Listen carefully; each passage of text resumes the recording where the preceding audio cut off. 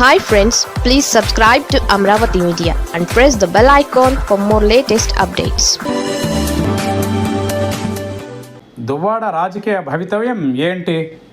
శ్రీకాకుళం జిల్లాలో 2 దశాబ్దాలకు పైగా రాజకీయ జీవితం కలిగిన దువ్వాడ శ్రీనివాస్కు చట్టసభలో ప్రవేశం మాత్రం వైసీపీ వల్లనే లభించింది. ఆయన ప్రజారాజ్యం పార్టీ వైసీపీ తరఫున ఎమ్మెల్యేగా, ఎంపీగా పలుమార్లు పోటీ చేసినా చట్టసభల్లోకి అడుగు పెట్టలేకపోయారు. వైసీపీ అధినేత వైఎస్ జగన్ అభిమానించి ఆదరించి 2021లో ఆయనను ఎమ్మెల్సీగా చేశారు. అయితే ఆయన ఫైర్ బ్రాండ్ విధానం సొంత పార్టీకి ఇబ్బందికరంగా మారడంతో ఎట్టకేలకు ఆయనను పార్టీ నుంచి సస్పెండ్ చేశారు. మరో ఏడాది వరకు ఎమ్మెల్సీ పదవి మాత్రం దువ్వాడకు ఉంది. వైసీపీ వైపు ఆశగా చూస్తూనే తన ప్రయత్నాలలో తాను దువ్వాడ ఉన్నారని అంటున్నారు. ఆయన జనసేనలో చేరతారనే వార్తలు అప్పట్లో ప్రచారంలోకి వచ్చాయి. అయితే ఆయన విషయంలో స్థానిక జనసేన నేతల వ్యతిరేకత వల్ల అది ఆగిపోయిందని చెబుతున్నారు. ఇదిలా ఉంటే వైసీపీలో ఉంటూ దువ్వాడ శ్రీనివాస్ పవన్ కళ్యాణ్పై అప్పట్లో చేసిన వ్యాఖ్యలపై ఇప్పుడు పోలీసులు ఆయనను పిలిపించి వివరించారు.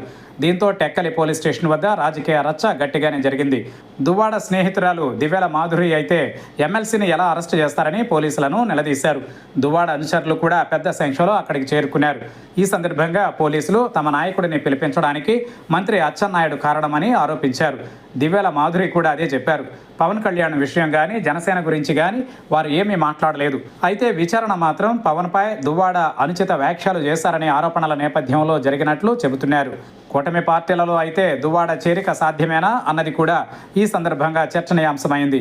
టీడీపీ నో చెబితే జనసేన కూడా ఆయనను చేర్చుకోదని అంటున్నారు. ఇక వైసీపీలో ధర్మాన సోదరులతో దువ్వాడ విభేదాలు పెట్టుకున్నారు.